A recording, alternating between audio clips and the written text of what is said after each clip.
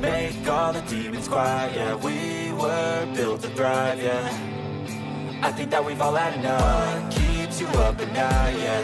Make all the demons quiet, yeah. We were built to thrive, yeah. I think that we've all had enough. Oh, yeah, I think that we've all had enough. Sick of dealing with the old plan. They know that we're calling it wrong.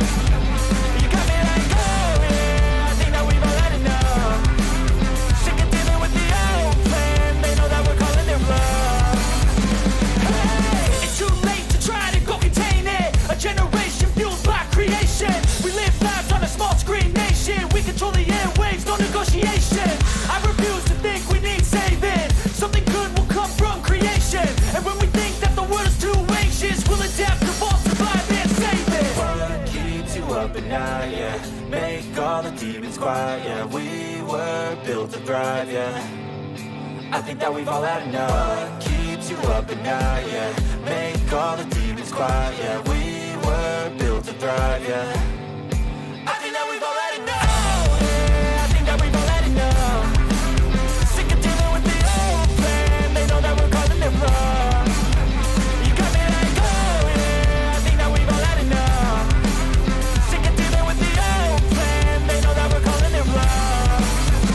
Hey, oh, yeah, I think that we've all had enough. Sick of dealing with the old plan. They know that we're calling it wrong. You got me like, oh, yeah, I think that we've all had enough. Sick of dealing with the old plan. They know that we're calling it wrong.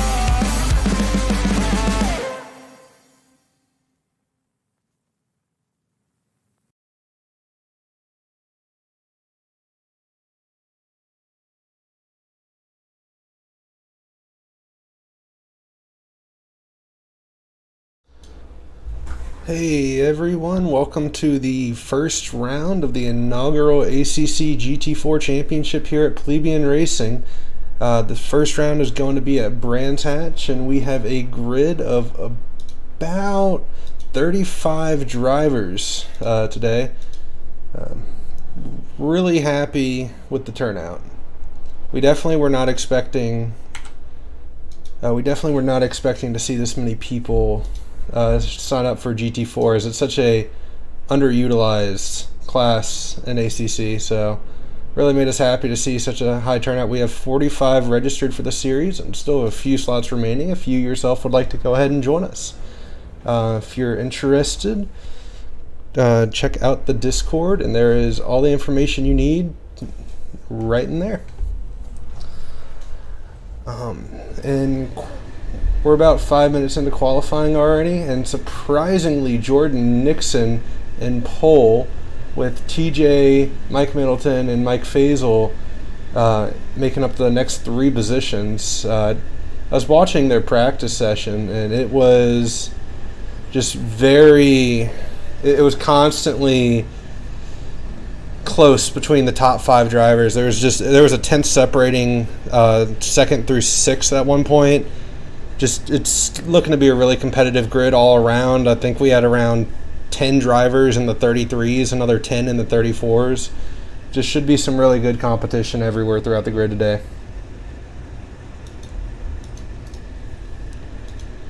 And of course, ACC TV wants to crash on me. That is not exactly how I want to start off the broadcast, but how's the volume? Tried testing it out and getting it right, but I didn't get the chance to do it. Didn't get the chance to do as much of it as I wanted to. Game sounds a little low. Let me see if I can turn that up for you. No, that's at max. I'll try turning myself down to compensate. Is this a little bit better, or do you still want the game sound a little bit higher?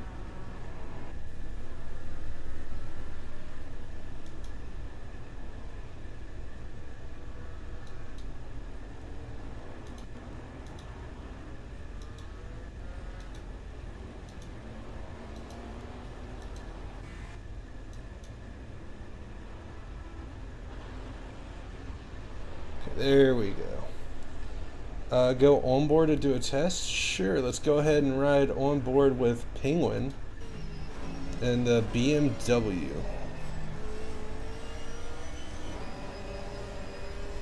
How are the volume levels, Luke? Thank you for helping me out right now.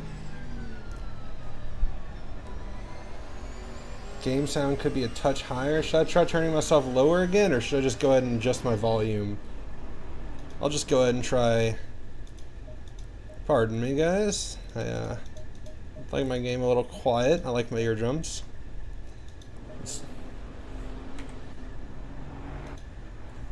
Go ahead and let me know how that sounds.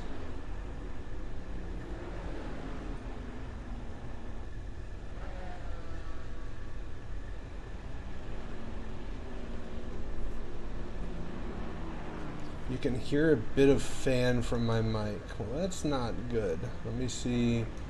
Let's go to advanced audio properties. That definitely did not give exactly what I wanted it to. Let's see.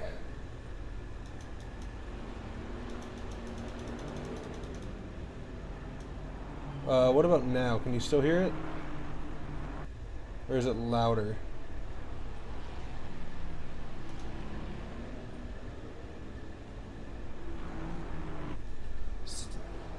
Same? Okay. Alright. That's not what I like hearing. Let's go ahead and try...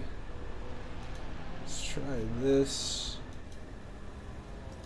It's not working for me right now. Is it bad?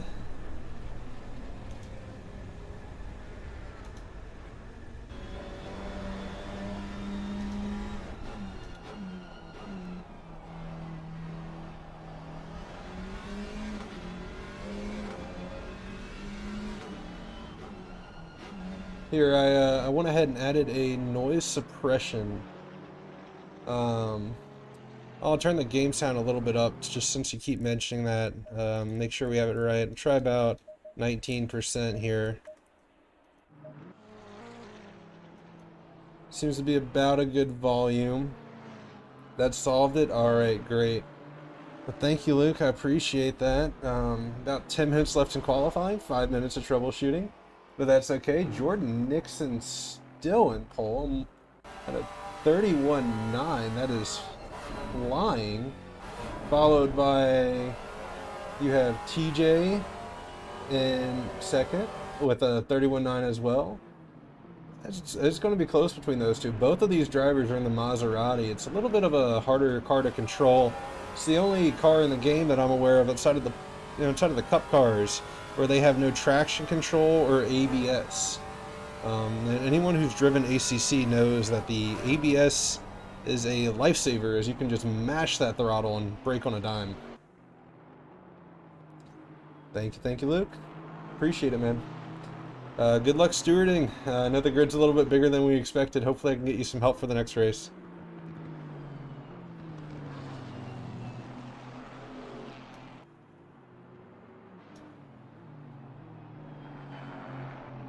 Oh, that is TJ in the Maserati pulling off. He validated his lap, going ahead and letting some drivers by.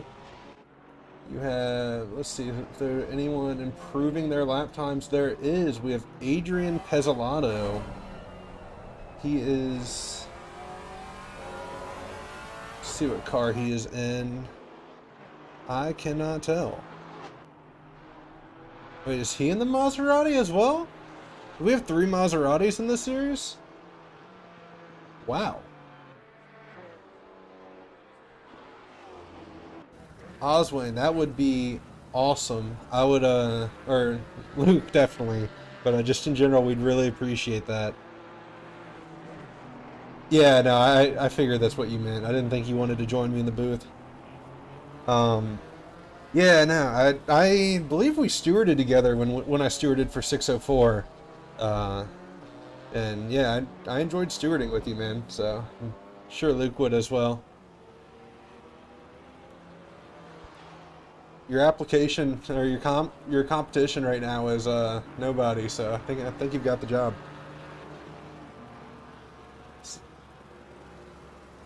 What else do we have going on right here throughout the grid? Still Nixon in first. I'm really surprised by that because the Maserati is not the best of the GT4s.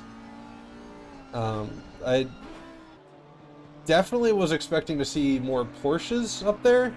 Brands is not exactly known for the long straights and great overtaking zones, so maybe a few Alpines. I'm surprised to see two Maseratis. Granted, TJ and Jordan Nixon are both phenomenal drivers, and they're incredibly fast, so I'm sure they're getting every little bit out of that car that they can. But it's just... I would expect to see one of the... Maybe I can't say better cars, but better cars up in pole right now. The surprise showing, Kurt Moss, who signed up in the last few days for this series. He's driving the McLaren, I believe? No, Aston Martin, I apologize. He's all the way up in P4 right now. Just a really talented grid we have for this opening season. I'm just surprised at everybody's pace. I'm going down the timing sheet, and we have two 31s. We have a bunch of 32s. I just have to keep scrolling and scrolling and scrolling all the way down to P14 with James Leader, who he's in the Camaro, otherwise he would be in those 31s. So that's 12 drivers in the 32s. Then from there on, and from P13 all the way down to P23, so 10 drivers in the 33s with Penguin at 23. Really surprising from Penguin to see him all the way down here, because he just won our AC Championship, the World Tour Season 2. He's a very fast driver, very quick. He knows how to get the most out of his car, but I can tell you, I know he just installed AC before the race, so he's probably getting used to some different physics. Yeah, so all the way up, you have 10 drivers in the 33s, and then a bunch of drivers in the 34s. We still have a good deal of drivers in the 35s, a few 36s, 37s. So what's really cool about the grid right now is it looks like everybody's going to have somebody to race. And that's rare, I feel, especially when you have a grid of this size, such diverse skill. Usually somebody's struggling and somebody's just drastically off pace, but it looks like just about everybody was able to put in a lap that's competitive with somebody else. So we should be able to see some great battling today. Let's see, Peter O'Brien is down a 10th on his laps. Let's go ahead and ride on board with him as he's going through the final corner. Let's see if he can keep that 10th. Looks like his delta is neutral right now. It's no time gained, no time lost. As he crosses the line, can he improve upon his 32.2? He cannot. 32.23, which is 0.02 of a second. Wow, the consistency behind him. Peter Bryan just got thrown down the order into 4th by Mike Faisal. And Mike put it into the wall right after. I think it took everything he had in that one lap. We have a pretty good showing. A lot of the drivers this season have ended up coming from other communities, which has been really cool for us to see. We've had a really good showing from the GRG Esports guys. I believe they have about 9 drivers on our grid. We have about I want to say about 7 drivers from Pro Sim Racing. They're an Assetto Corsa community that runs events on SRS. You should go check them out. GRG runs endurance events on ACC. You should definitely go check them out. We have a lot of drivers from 604 as well. They're another sim racing ACC community. And then PRD, which I'm not quite sure what it stands for. I'm sure after the broadcast I'll get a message about that tells me exactly what it stands for. But we've had a pretty good showing from them. They're a relatively new community to us. We've had Evan Hulsman, who we can go ahead and ride. Oh, he's in pits. Evan Hulsman and Adrian Pezzolato are both from the PRD community. They drove with us from the World Tour last season, which just wrapped up last Saturday. Really good drivers. I've enjoyed racing with them when I've had the opportunity. I still owe Evan a good race, as the last time we were racing, I put it in a concrete wall and ruined it for both of us. Well, we still have Nixon and P1 with a minute left to go in qualifying. And we have TJ still running some laps, but since Nixon's just relaxing in the pit, I'm guessing feeling like he's pretty secure, I'm going to go ahead and get him in here for an interview. Let's see. Let's drag him down.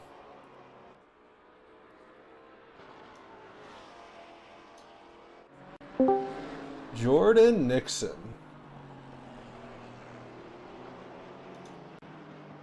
Jordan, you're What's muted. up? There you go. Are you? What's up? I know there's still a minute and some change left, but are you surprised by the poll? I was expecting like a 31.5 or a 31.6 out of TJ. It's not too late though. We're just riding on board with him. I can check again, but it looked like his lap currently, he is down 2/10. So He's about to catch the car in front too. I think that traffic might end up ruining his lap. Yeah, that car in front's still on a lead lap, or still on a valid lap. Oh, maybe not anymore. So Yeah, I think TJ's gonna have to back out. Yep. yeah. Yep. I think he was hoping, he might move out of the way since he was he messed up that last corner. But yeah, that's tough. It's gonna be crazy on the start. It's just gonna be between who doesn't lock up their brakes going into turn 2. Right. In the Maserati, that's going to be tough. I wouldn't be surprised if both of you lock up your brakes going into turn 2. We'll see. Hopefully, we can get some warmth in the tires before the first lap. This is kind of a small track, so yeah. Not a very long out lap. What do you think your strategy is going to be? I know the Maserati likes to eat up the tires. Well, it's kind of up to the driver, right? I mean, the tires will. I did in the practice session. I ran a full 50-minute stint on the same set of tires, and it was a little loose, but I don't really know. I was hoping to do some more practice, but didn't get down to it. So as long as I'm not losing, a pit stop, you're going to lose 30 seconds to take tires. So, as long as I'm not losing a second and a half per lap, it should come out better for me to just stay out if I can hold on to the tires. That's a big if, though. Okay. Sorry, I was adjusting your voice right there. Apparently I had you a little loud, but a second or two.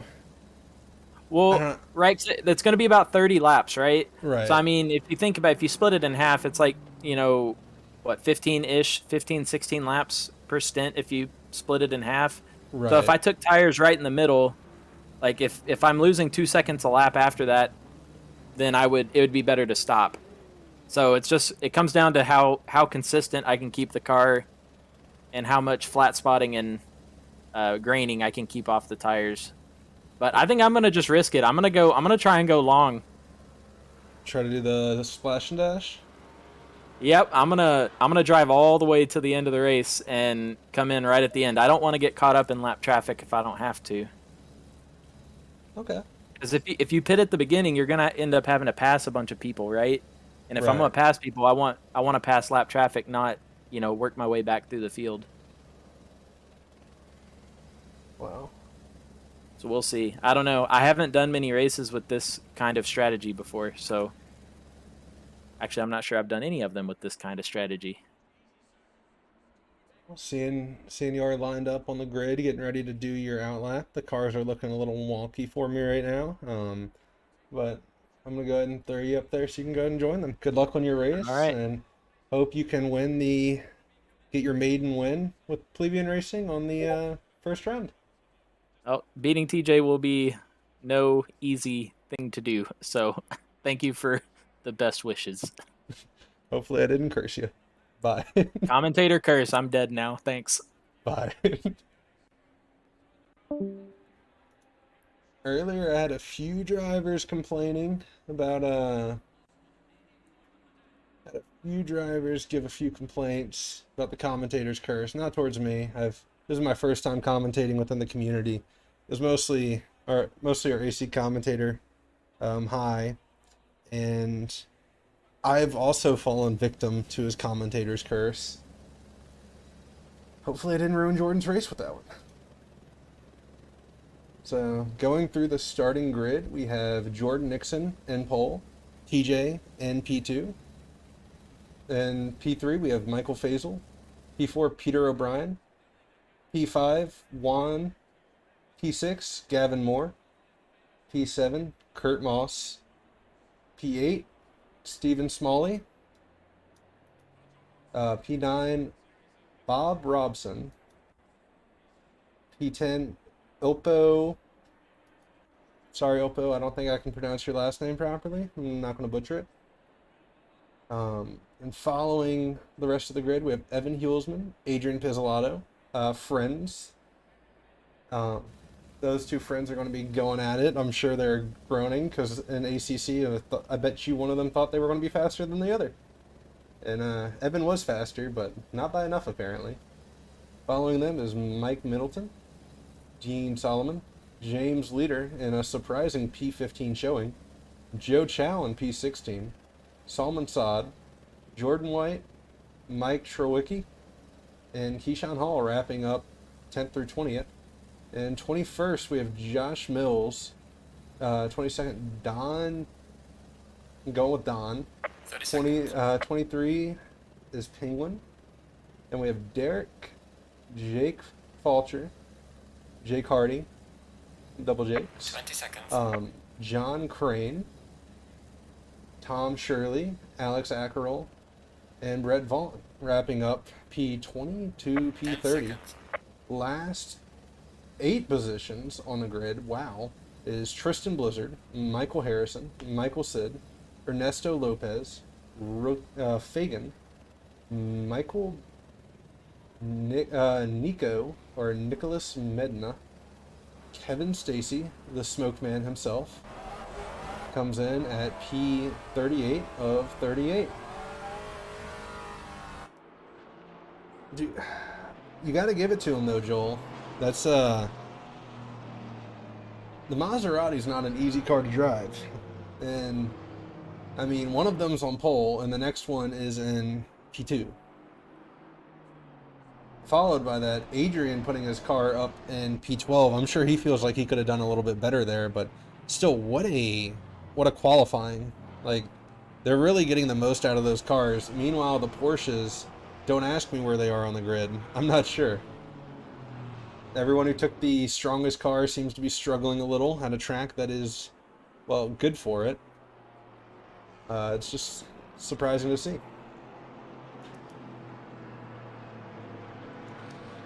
Doing the formation lap. One thing about Plebian Racing, or on our ACC series, y'all might not be aware of, we offer live stewarding as well with the live commentary and a safety car for the first 2 laps. If, as the McLaren goes off. If there's any incident that maybe a 10-12 car pileup in the first 2 laps, which we hope we don't have to see this season, it is going to be half the lap. Yes, Luke. But someone already in pits. Don is in pits. But yeah, we offer a safety car, so if there is a huge wreck, it just gives someone a chance to go ahead and close it in the field. And we feel like that's something we uniquely offer that not a lot of other series offer, and it should be a cool addition to the season. Although I hope we do not have to see it. But that was Derek. I stand mistaken. Derek McCord is starting from the pit lane. He's joined in the pit lane by the safety car driver, Luke Baumeister.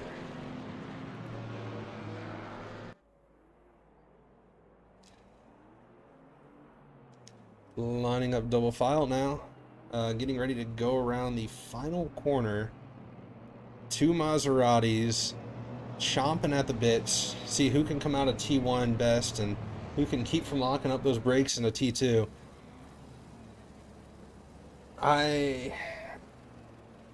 Whoever loses out of T2 should be scared, because right behind you have Mike Faisal and Peter O'Brien, and neither of them are slow.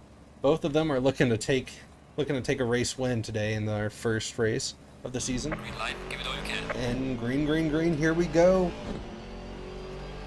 Jordan Nixon looks like he's able to keep it all together. T1, TJ right behind, falls into P2. Looks like Jordan's safe going into the corner, but it's TJ's safe. You got Peter O'Brien and Mike Faisal. TJ around the outside on Nixon. Looks like he did a little as the Aston going to look to send it up the inside. No. Looks like a clean first few corners. We see a few positions changed in the back of the grid, but it looks like a very, very tough fight around the sweeping left-hander. Just a clean start from the front. Looking through, and it doesn't look like we're going to need a safety car. That's great. Down the straight with the slipstream. Can TJ maybe make a move, take off that T1? Or P1? No. Let's see.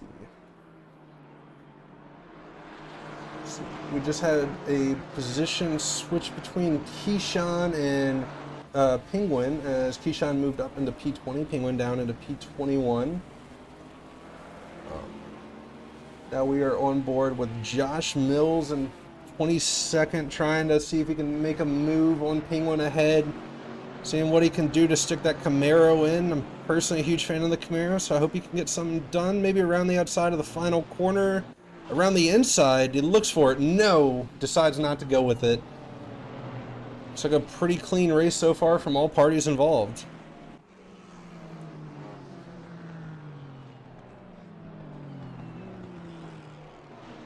Meanwhile, Peter O'Brien closing in on Mike Faisal, looking to make some around the outside into T2. No, can't do anything. And Gavin sticking his nose in on the inside. On the exit, can he do anything into T3? Looks to make a move. And no, nothing's available. Peter's able to maintain that P4, but he's chomping at the bit, seeing if he can get P3 off of Mike Faisal, try to snag a podium position. Meanwhile, it looks like the two Maseratis are just kind of pulling away from each other. Nixon doing a good job keeping a 7-second gap. We'll go ahead and change this for y'all to race gaps. Apologize about that. So main data, race gaps. Oh, a little bit of contact. That's not good there. I believe Jordan White, and I'm not sure who else he got collected in that collision right there. White's not going to be happy. He's used to me taking him out, not anybody else. A little bit of contact further down the field as well. I'm not sure who that was through. Looks like maybe Jake Hardy. Let's check it out. Tom Shirley and Jake Hardy. I'm sure Jake's going to be serving that pit stop a little bit early. That car does not look like it's fun to drive right now at the moment. Meanwhile, Bob Robson only 3/10 off of Kurt Moss right ahead. Kurt Moss 3/10 off of Juan Carez. Both want to make a move. Both want to see if they can get something done. Into turn 2, can he look for something? No. Let's see. Looks like the grid's still kind of sorted out at the front. Brands Hatch is not a track known for its amazing passing opportunities. It's got a great flow to it. It's a great track to hot lap, but when it comes to overtaking, you really got to be selective. You got to work at something for laps upon laps upon laps, and so when you're doing class racing like this, you got to wait to use your car's advantage to the best of your ability.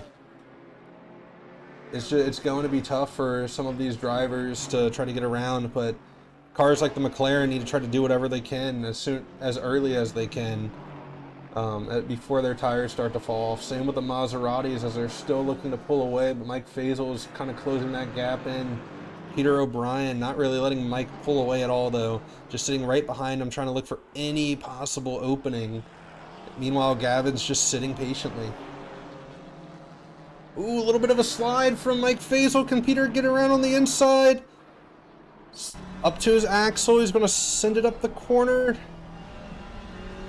Does he leave the space? It looks like he's leaving the proper space, but Mike's not done with this. Seeing if he can make a move up the outside, going into T1. Peter looks like he has it, but Gavin decides to join the fight. On the inside, T1, a little bit of contact, but now Peter's up into P3 on the podium position. Gavin, P4, looking to make a move into turn 2. It's not there. Peter closes the door, but he's still chomping. He's still looking for it.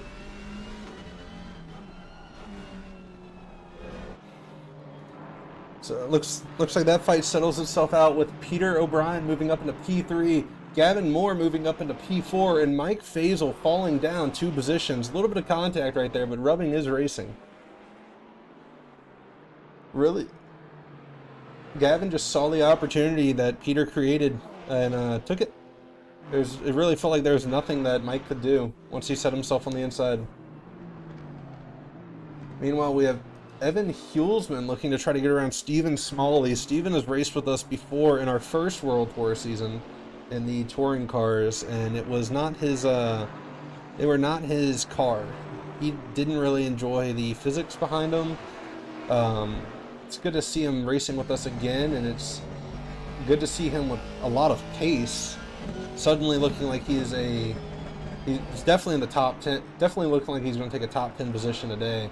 Just showing up and showing out. Ilpo, Hulsman, and Smalls all right here. Ilpo right behind. Right now we're on Hulsman. Ilpo's looking to see if he can get anything done. It's going to be hard to pass this Mercedes. It's a pretty big car. Let's see.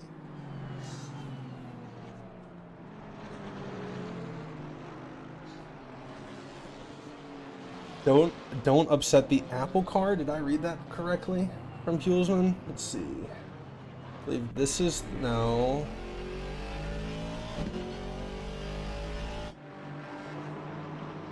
Let's see if we can get that. Don't upset the Apple car. Oh, that's funny.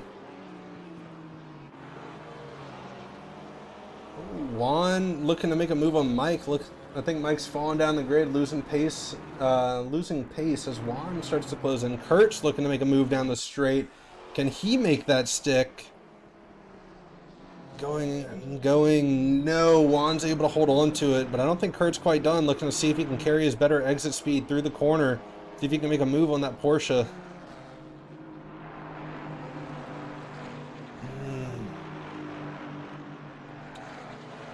The door was open and the door was closed. Let's see who else we have. We have Keyshawn within 3/10. We had Keyshawn within 3/10 of Joseph Chow. Joseph Chow right behind Solomon Saad. Is that going to be a move we can see made? Thick thighs save lives on Joseph Chow's livery. So going into the final corner, can Keyshawn stick it up? I believe that is the KTM he is driving. Let's see. Slipstream, he has it going down the straight. Can he make a move on Chow? No, he can't. Not in this corner, but maybe into T2 he can close the gap a little and look to make an opportunity, make something happen. Around the outside of T2, Joseph Chow doesn't carry enough speed, but parks it on the apex, just enough to slow down Keyshawn. Thank you, Joe. I'm glad you like him. Yeah, I'm working on improving them and getting them a little bit better, but pretty happy with how they turned out. Ooh, Keyshawn looking to make a move on the inside of Joseph Chow, going into the corner, a little bit of contact. Looks like Joden might have turned in on Keyshawn, getting the better out of that deal. Unfortunate for Keyshawn.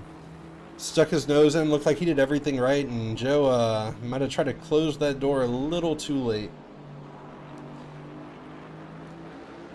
See what else we have going on throughout the grid. Kurt Moss still looking to see what he can do for an overtake, but earlier that was on Juan Carres. Now it's on Bob Robson. Not knowing what happened there. Let's see. I guess Kurt might have made a little mistake. Like I mentioned, it's kind of hard to pass here. Kurt's usually a driver that's just unfazed. He can get it done when it comes time to it, but looks like something happened to him.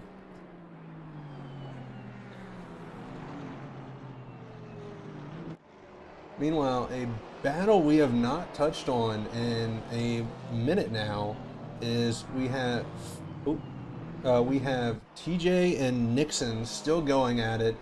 2.5 seconds in front of Peter. Just battling for this lead. Nixon not making any mistakes, just keeping it together, keeping it really clean, and it's just an impressive drive from TJ. Let's see.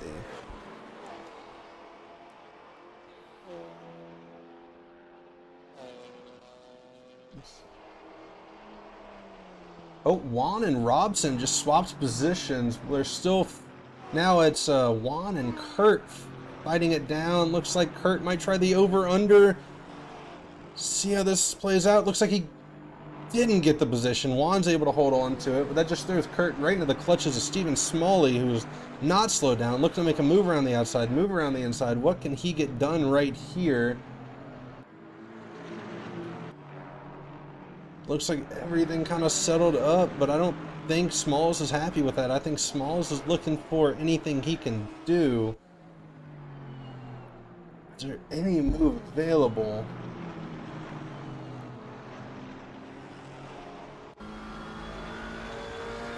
Unfortunately, no.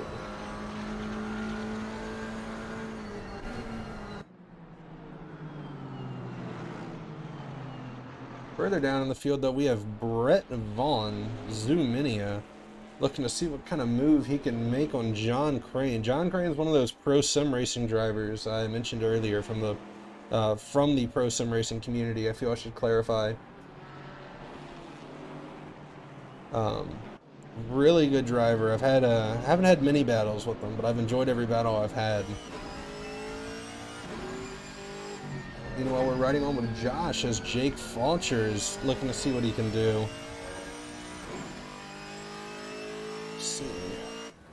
Looks like whatever was there closed, but now we've switched in the field. We see Tristan Blizzard, Michael Sid, and Don fighting it out right here for P28 to 32, my bad. I forgot Nico in the background in that Camaro, I believe. He's doing everything he can.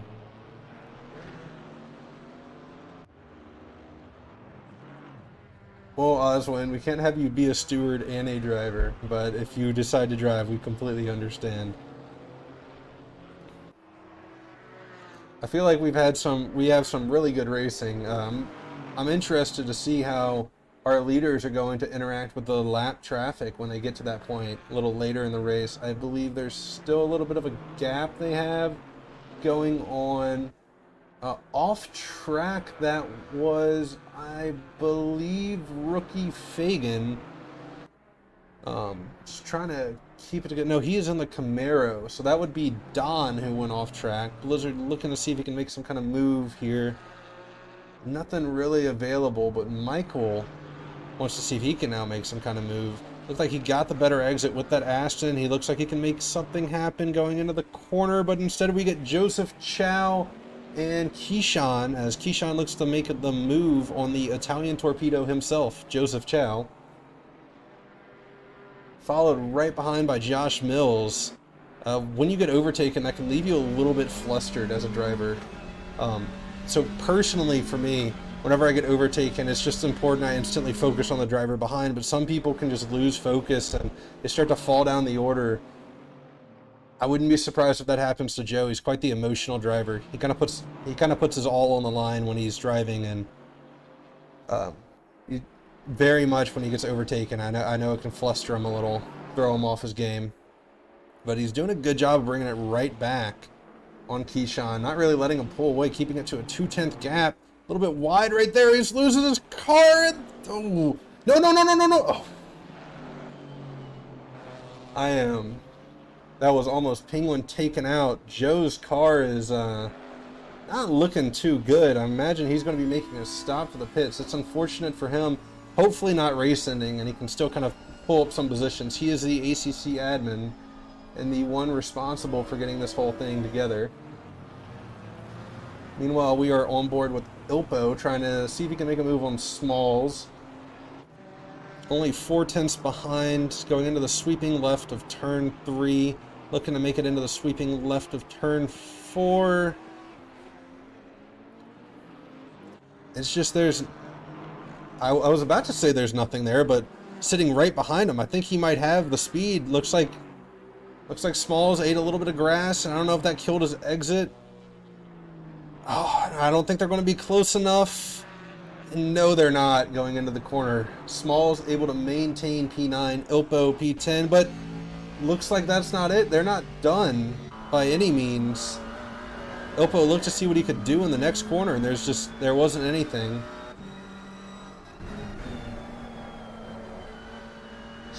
Meanwhile, we have Penguin looking to see what he can do with Jake Foucher right in front of him. I think Penguin's starting to get the hang of these ACC physics, moving all the way up to P18, looking like he wants to move up to P17 as Keyshawn goes off right in front, as Josh Mills goes off right in front. Keyshawn spun Penguin up to P17, but still wanting that P18, maybe even, or P16, maybe even P15, as Mills might slow down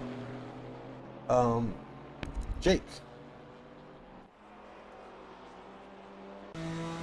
Jake looking to see what he can do going into turn one. We're watching from the onboard around the outside. It is not the way I try to get it done at Brands, but maybe the over-under works for Jake as Josh goes a little wide on the inside into turn two. Is Penguin going to follow Jake in? No. Let's see on the inside. Can Jake make it stick? Penguin follows Jake around the corner. Jake on the outside into turn three, and it looks like Josh Mills is able to maintain P15 for now, but that's not the end of it. Around the sweeping left-hander of turn 4, you see Penguin move, but then Penguin move to the inside of Jake, snagging that P16, has that onto the straight, seeing Josh right in front. He's licking his lips, seeing what he can get done. I don't think anything on this straight, but he's showing that he's adapting to ACC very quickly as we have now moved on to the battle of Jake Hardy and Brett Vaughn. I'm surprised. Oh, Jake Hardy and... This might not be a current ongoing battle at the moment. Unless Brett... No, Brett's not in that Camaro. He's in the Janetta, I believe. So I guess Jake's just... Let's see, he's... Oh, he's being lapped by... Okay, he's down a few laps due to the pit for damage. He is on lap 8 right now. Just go ahead and throw up the lap information so y'all can see with me. He's on... Oh, that is the wrong HUD. Please bear with me.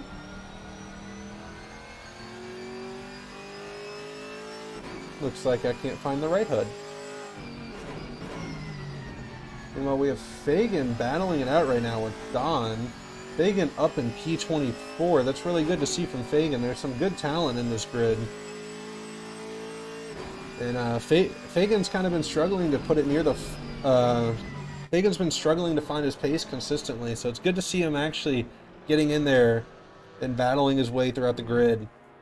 Meanwhile, you have Nico with Tom Shirley right behind. Nico getting around some lapped traffic. I don't remember whose livery that is, but that is a pretty Alpine livery. And the Alpine didn't want to be on camera anymore.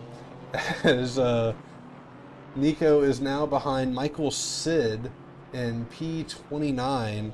Looks like there's a good little battle going on here. See, around the sweeping left of T3, getting ready for the real sweeping left of T4. You have Tom Shirley looking to see what he can do around the... out of the corner. Getting the better exit on Nico. I think on the inside, too wide down the straight. Does Tom have the exit speed he needs to make this move stick? No camera, we are going back to that. Around the corner. Tom around the outside of Nico. Wowzers. Up into P30. Meanwhile, Nico's falling... Oh, no, Nico's not falling into the grasp of anybody else, but Tom is trying to close in right now on Michael Sid in front. See how our battle going on for P12 and P11 is with riding on board with Adrian Pezzolato. Very very good driver, and that is his friend Evan Hulsman right in front. Oh, that Alpine is not having a very good race. Hopefully it'll come around next time. I know the Alpine's supposed to be a little tricky car to drive, but we're still on board with Adrian as he's following Hulsman, looking to see what he can make done, see if he can make any kind of move in that Maserati. You got to make your moves earlier because the tires in the Maserati really start to fall off later. Like I mentioned, there's no ABS, so you really start flat spotting your tires, or you just in general start wearing your tires a lot heavier with the lack of traction control, and you really got to look to make all your moves done early, especially you just don't want to be sitting in dirty air throughout the race. That's not going to be friendly to your tires. See, round T1, Evan looks like he took a little bit too much of the inside curb. Can Adrian look to make a move into T2? No, nothing's there, but Leader just made a move on Keyshawn. Looks like Keyshawn might have went to pit, or we're seeing Mike Faisal fall down the order, who was in P5, I believe. So it looks like we have a few people starting to serve their pit stops. See what they can get away with, as Mike is still in the lead lap. Now that we're starting to see some pit stops come in, I'm curious to see what the strategy is going to be for TJ and Jordan Nixon, as TJ looks like he almost went a little too wide. 3 seconds ahead of Peter O'Brien, but if he loses it, it's not going to be for long.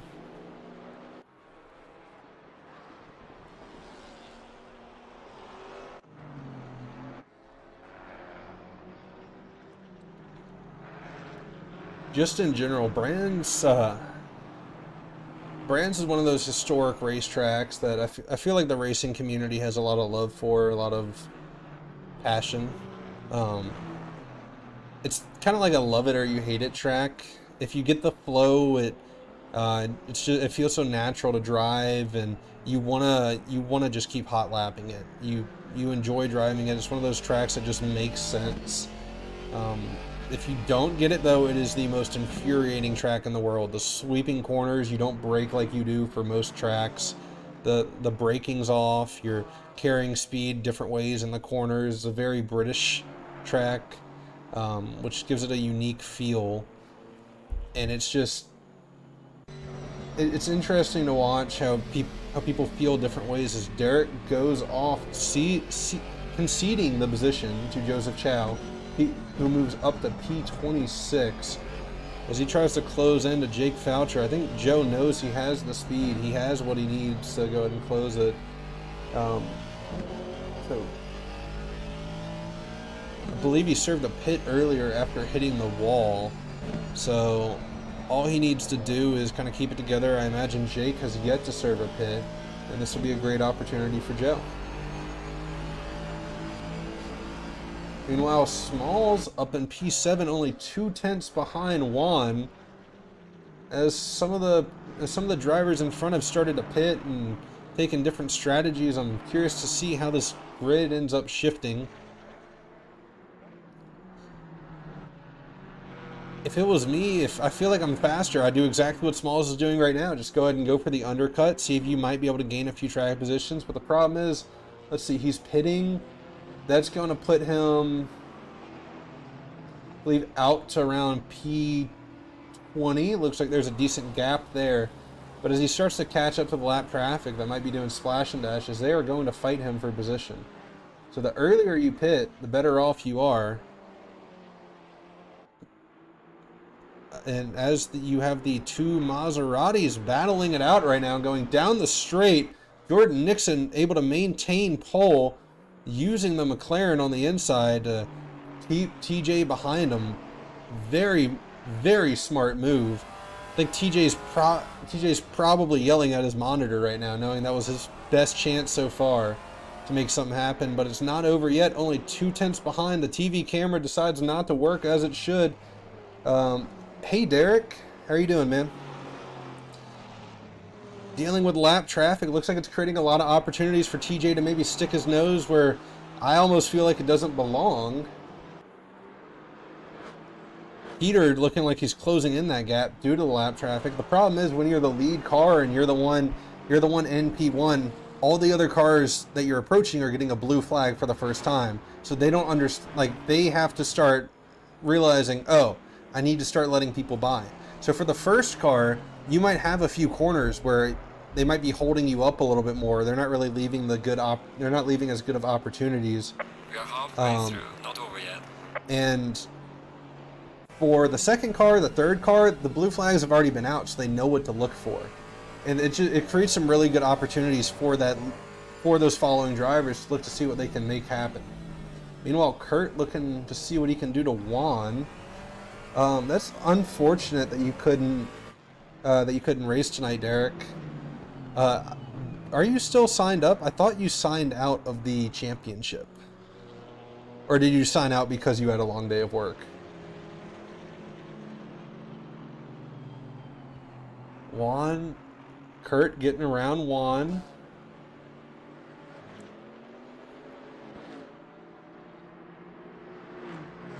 Faisal getting around Adrian Pezzolato after serving that pit stop.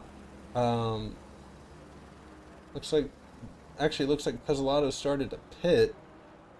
As we're on with Joseph Chow, who is on lap 15, served his pit stop. Looks like he's still a lap down to the leaders, but he's able to... on board with Jordan White, who is on lap 15. Still a lap down from the leaders, but he served his pit stop in P32. As more people pit, I'm sure he'll move up the order, hopefully finding himself in the top 20. I know he was really excited for this race.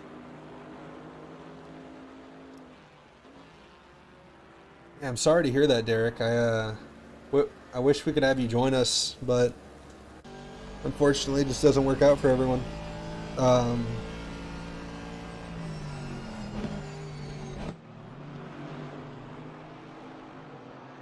I saw you were... I want to say it was your stream I was watching where you ran out of fuel on Hungaroring. Is that right? Do I remember that right? My bad if you didn't want to remember that. I'm sure that's not a happy memory for you.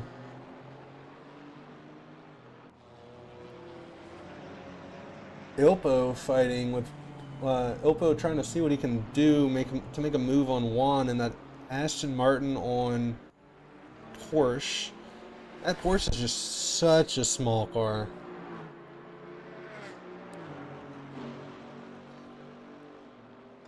No, not all cars get points. I do not believe. I think we set to where the top 32 cars have points, and we have in this race 35 cars remaining. So there are going to be a few cars that are going without points.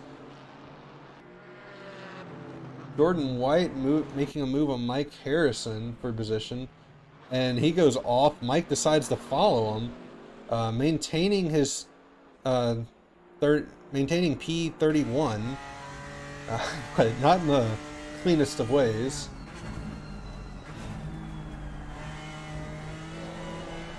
Yeah, Derek, we definitely weren't expecting to get the turnout we have. We have 45 drivers registered.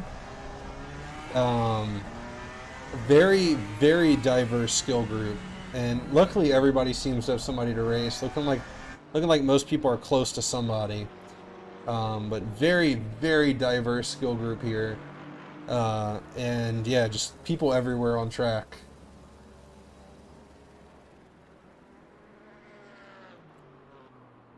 Yeah, Jake, I would agree with you. There are, I don't think it's too many cars as much as it's too many cars for this track.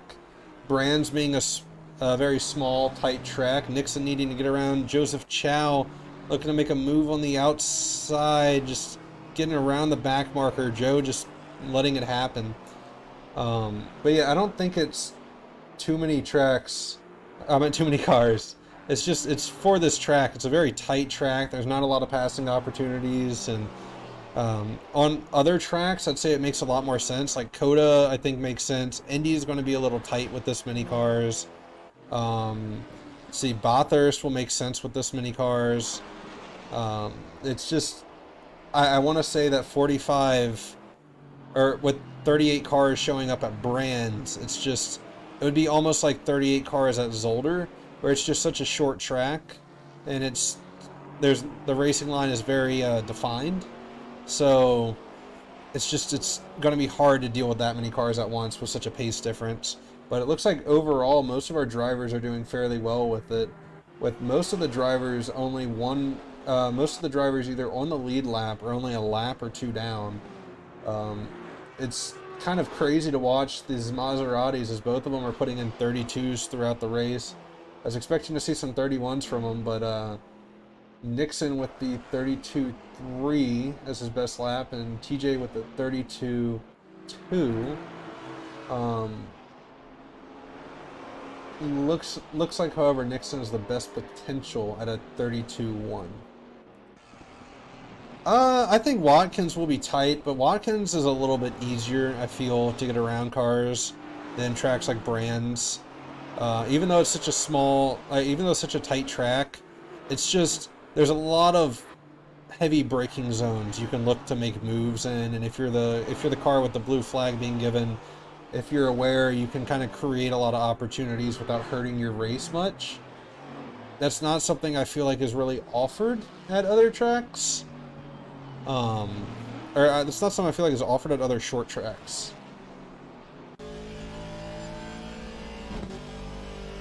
Well, Derek, it's not coming easy to him. There's been multiple points throughout this race where it's been tough as TJ dives in the pits. I'm sure Nixon, I want to stay with him on this lap. I want to see what he ends up doing for pit strategy. Does he try to cover? I know he was talking about doing a splash and dash before the race. I'd be curious to see if he tries to cover or what he tries to look for. With all these back markers in front of him kind of holding them down, slowing down his times, I wonder if this might work out for TJ to where he is going to make that jump he needs.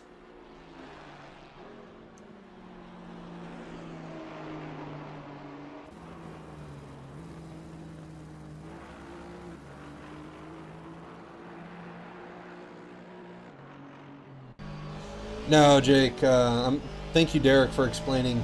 Yeah, when it comes to blue flags, the rule is remain on your racing line and do not fight and overtake. So, if, let's see, we're not with Nixon anymore. I'll go back to Nixon. But if he goes to overtake this Busch car in front of him, what he would do is, it's his job to position his car safely. And then he decides not to block the undercut. Interesting move from Nixon. But yeah, if he wants to do that, he would have to establish himself on the inside and get around, and the driver who's being blue flag just needs to know not to fight. No. You don't have to just let them by, but it's more just don't make it hard for them to get around you. Like, if you keep to your racing line and it's just hard for them to get around you. Oh, this is a really close battle right now between Hulsman and Michael Fazel, who's trying to gain as many positions back because he took an earlier pit stop. I think he had to deal with a lot of traffic. There will be a stewarding sheet posted at the end of the race, Jake, that will have all of the penalties listed in the descriptions as to why you got what you did.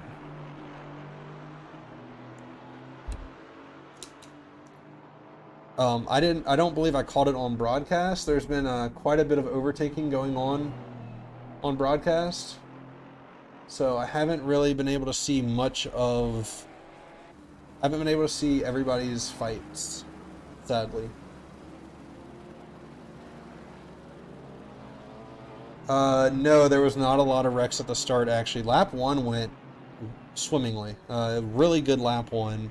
Lap 2, there was some contact on the straight, and you saw a few cars fall off, but for the most part, I just think a few cars, either they had damage or they weren't used to driving in dirty air, but looked like a few people kind of ended up either in the grass or with a little bit of body damage. Unfortunately, Derek, we only have one steward at the moment, and it is Luke Bowmeister. I'm very happy we have him, but yeah, I'm sure he's frantically going at it, but it honestly has not looked like that much contact. So I imagine most of it, even when we have seen contact, I imagine most of it's just, oh, this is a racing incident. This isn't a racing incident. Adrian looked like he lost his car right there. as we're seeing, is this for position? No, it's not. With Derek, I like his livery, his Miller livery. It looks like it slowly is turning out for position as rookie Fagan is catching up. Do I have an overlay that shows penalties? That is a great question. I have...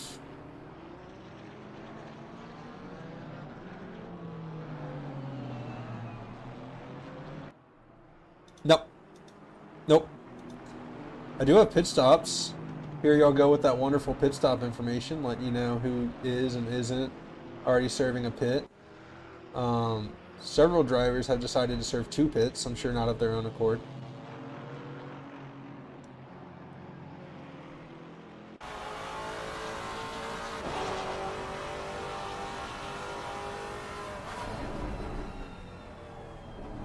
Yeah, just Carson, it does feel bad for Jordan. I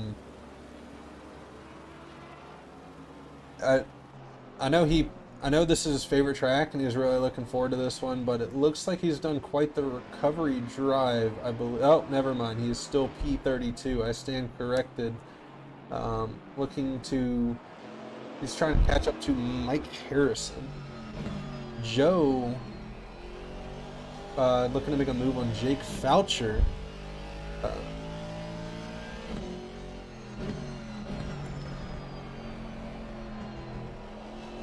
Maybe he can send something down the pit. Looks like that front end damage is going to be helped heavily by the slipstream. I'm sure that is ruining his top end. But right now, within 8/10 of the car in front, he's getting a little bit of benefit from that slipstream. Still able to put his car in a position where he can maybe make an overtake is really impressive from Joe right now. That car does not look happy.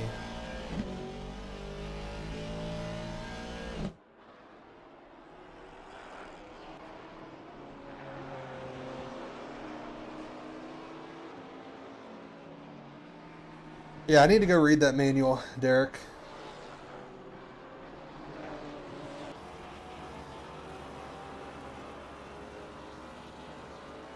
And yeah, Oswin, your luck is ooh. Adrian Pezzolato looking to make a move up Solomon Saad. Looks like the over-under is what Saad's going to look for, and he's able to get that position back, but Adrian's not done. Looking to see what he can do in a T2, but instead, Dean Solomon looking to see what he can make in a T2. Nothing comes of it, but suddenly this is a very, very close fight for P14, 15, and 16.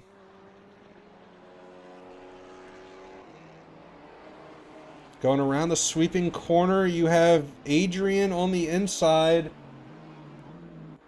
All the drivers here have served their pit stops. This is for position. Adrian moves up. What an overtake in the P14. But Dean is right behind Solomon, looking to see what he can make done as we get to watch the bridge instead of the potential overtake. Through the corner, it looks like Solomon's able to hold on to it, but I don't think Dean's done, sitting right behind. Seeing what he can get done. BGTR? I can't say I'm quite familiar. What group is that, Derek?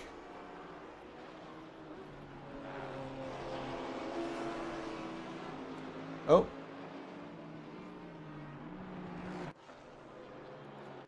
As I interrupt this broadcast, Joe's only 2/10 off going down the straight, looking to make a move around the outside in the Porsche. Can he get anything done on Jake? Doesn't look like there's an opening. Maybe the over-under. Is it there? Jake knows to close it out. Going through what I believe is the final corner. Joe deciding not to sit back for the slipstream. Choosing better to put his car in the clear air with the dirty front end, or the damaged front end. Meanwhile, Adrian looks like he got that. He's still able to keep that position. As they're lapping a BMW, I believe that would be Tristan Blizzard.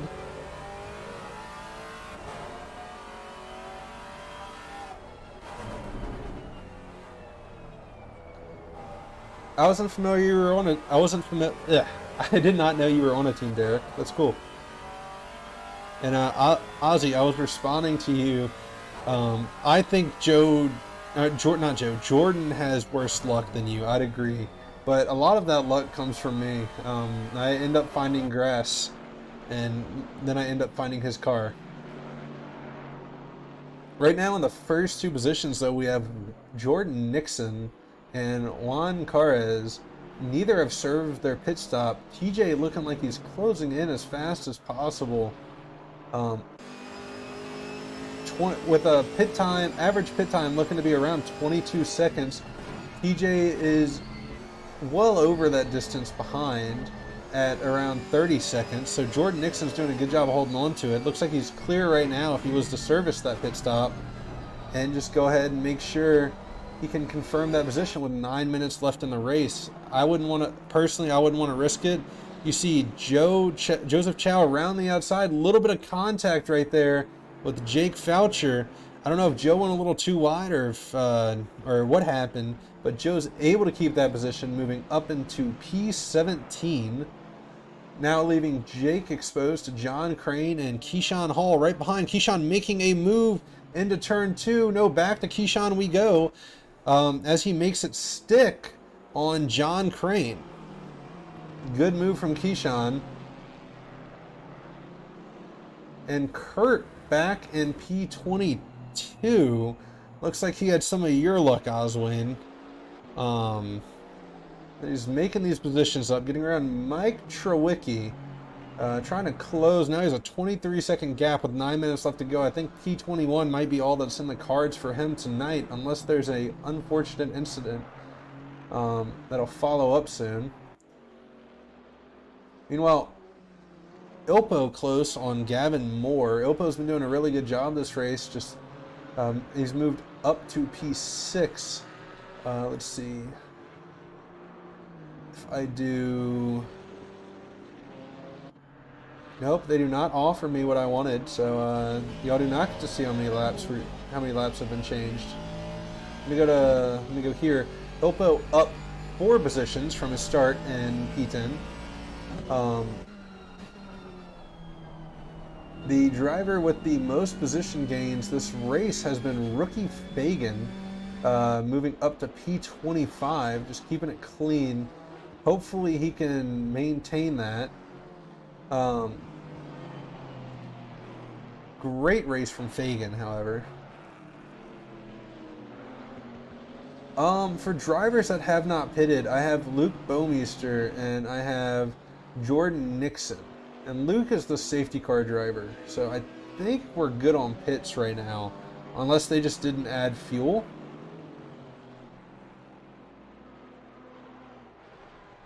There is.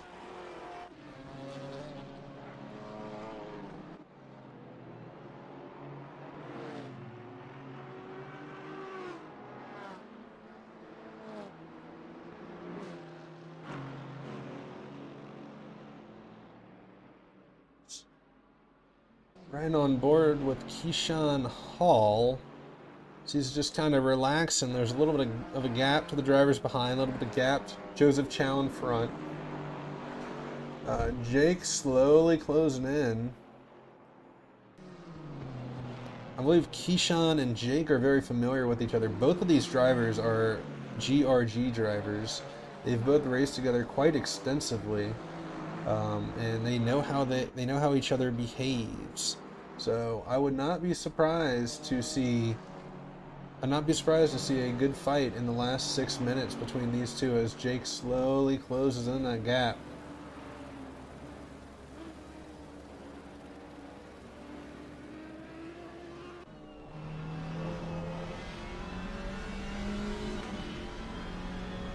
Meanwhile, I think the next driver that is closest for a battle for position right now is Ilpo, who is again still just trying to make a move on Gavin Moore. I mentioned earlier how Brands is a hard track to overtake on, and they're helping me prove it. I think this has been a battle for about at least half the race. Just Ilpo looking to see what he can do, closing it in a little, and then Gavin pulling away, and then closing in and pulling away. Little give, little take. I imagine as we're getting into the closing few minutes of this race, we have 5 minutes left, we're going to start seeing a few drivers go for a little bit more aggressive choices. The most surprising driver this race is Salman Saad has 2 drive-throughs and still managed to be up in P16 if I'm reading my penalties correctly. Pit window is now closed. There's been a few drivers that have had multiple drive-throughs. Overall, most of the grid seems rather clean in that regard. The pit window has closed. Has Nixon served his pit? He has. I apologize for missing this. Nixon is now 6 seconds behind TJ. Looks like his stay out till the end of the race strategy did not end up paying off for him, as Peter, who earned that P3 position earlier, as we saw on broadcast, is starting to close in 5 seconds behind Nixon. I'm sure Nixon is yelling at his monitor right now and not in the best of moods. He did great to put it on pole. He was not expecting to see himself in pole. He was expecting to see TJ run a much faster lap, and just he did everything he needed to do this race, and just looked like the pit strategy did not work out in his favor.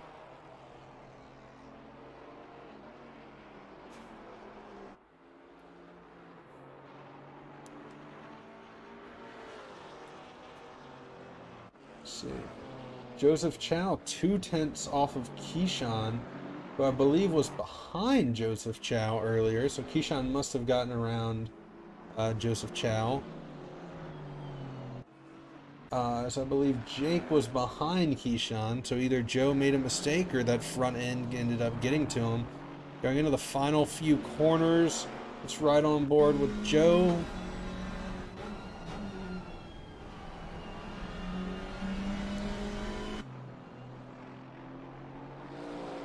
Back to onboard. Sitting in the slipstream, Keyshawn goes wide for the T1 entry. Joe sticking it up the inside. What comes of it? Too wide through the first corner.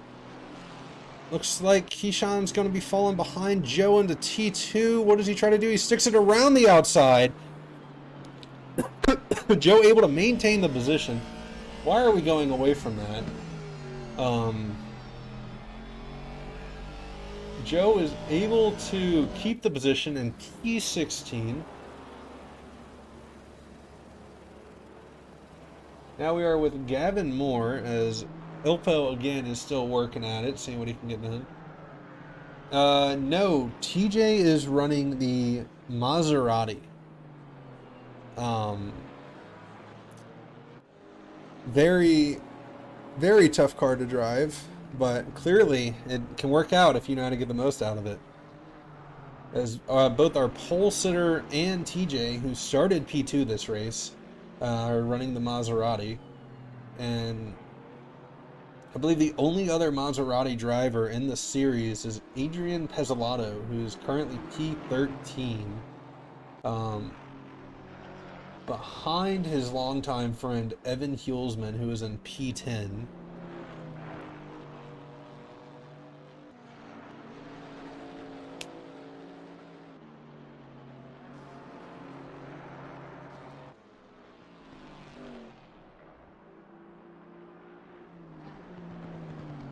Oh!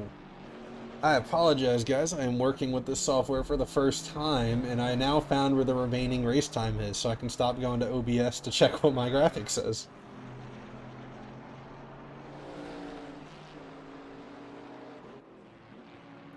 Looks like it wasn't as clear-cut as it could have been, though, Luke. Was it hard? Was it a lot to steward tonight?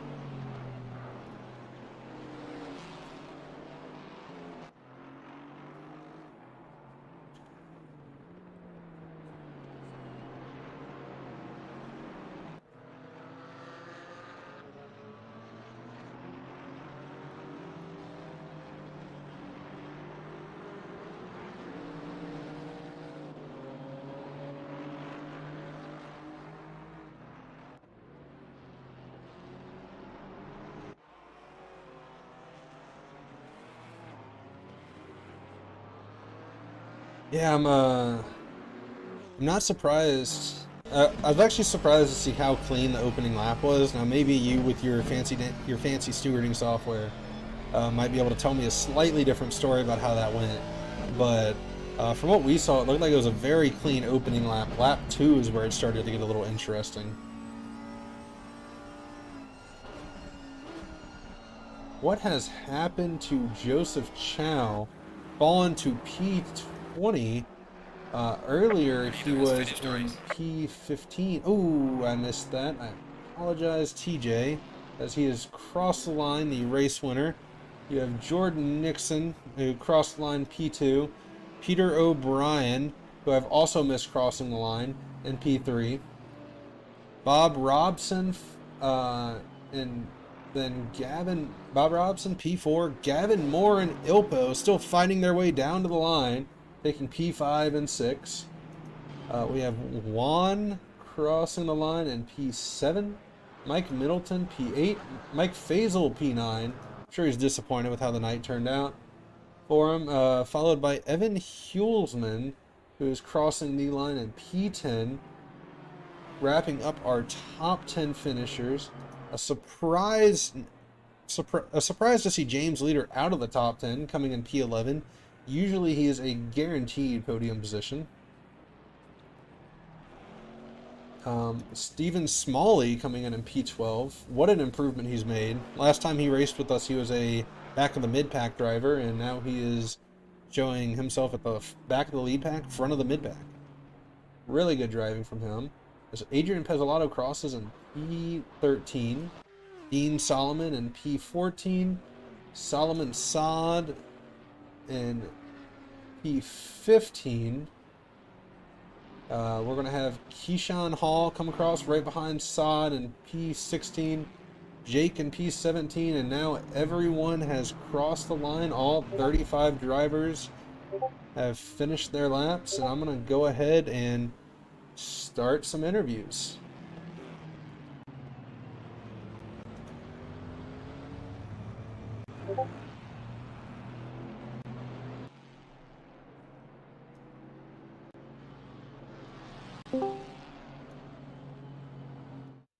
Hey TJ, I have you in the commentator's booth.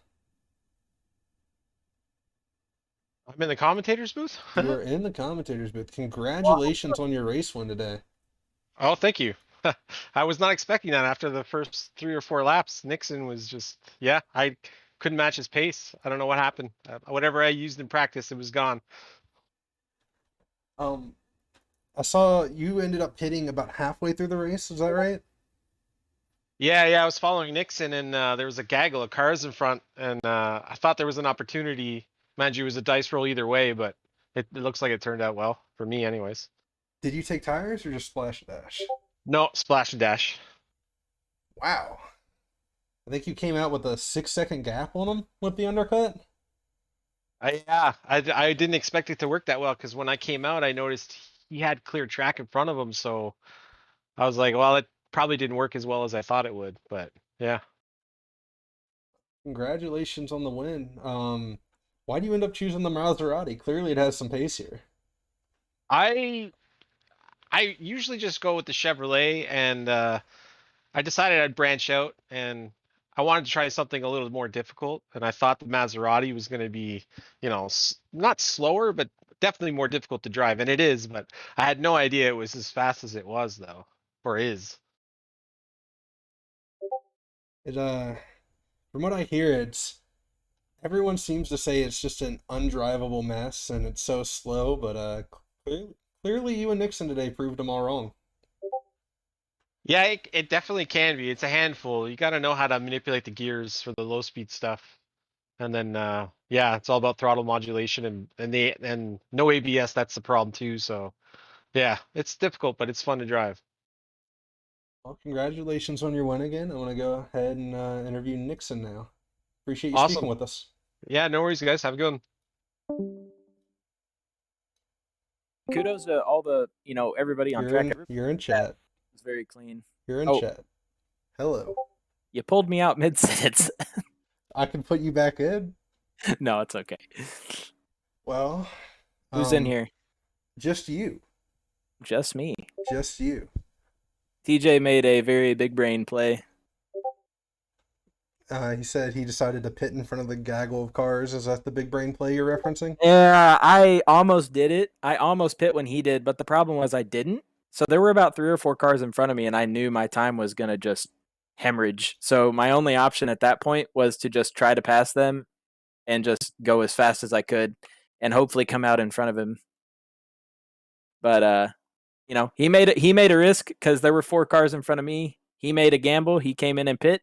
He must have came out in more clear air than I did, or than I was in. So, right. And I also made a small mistake in my pit stop.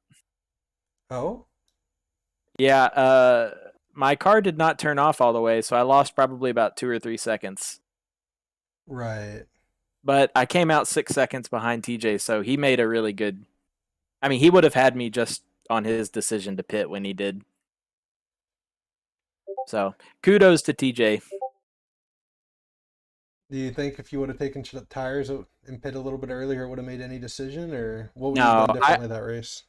So I wasn't losing any time. Like toward the end of the race, I was still running within half a second. So I made the right decision to not take tires. Maserati held onto the tires pretty well. I had no flat spotting, or I had a little bit of graining on the rear, but other than that, tires were fine. The mistake I made was, I should have pit when I saw that group of 4 or 5 cars fighting in front of me for position. I should have come in and pit then. Right. Yeah. Fortunately, or unlucky for me, TJ was able to see that and then, was able to make a play on it. That was really what it came down to, because me and TJ we were within basically a second and a half the entire race until he pitted. Oh. I feel like I feel like I did end up placing the commentator's curse on you. That was it looked intense. I saw the first, I don't know, 5 to 8 laps. TJ was just sitting within a second of you, constantly moving in, and then almost on this back straight, there was a back marker in between you two, and I was so sure you were going to lose that position. Did you see that? I boxed him in so he couldn't, because I got stuck behind, I think that was the McLaren. He got a really bad exit out of that corner, and that caused me to not be able to get on the gas. So, my only options were hit him or just let off the gas and try to defend what I could. But TJ decided to go, TJ got behind the McLaren, and I just kind of boxed him in. So his only option was to, stay behind the McLaren or, slow down and get behind me.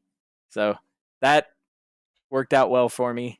Well, it didn't work out well for me, but I made it work for me. It looked like a great move on the broadcast when we saw it. Unfortunately, your race just didn't come together like that, but hopefully you'll come back next time and get the win at, what track are we at next? Is it Watkins next? I want to say it is not Watkins. It is Watkins. I stand corrected. I should be doing a better job. I knew it.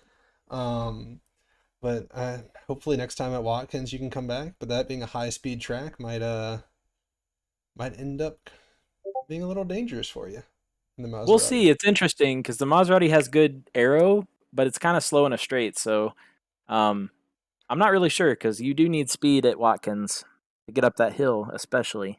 So see what happens. And don't put your curse on me again. Okay. I hope you attend next. Well, no, that might be the worst curse. Just say, I hope you crash. Okay, I hope you crash, Jordan, next wink, race. Wink, wink, wink. I know you don't mean it. Sure, I don't.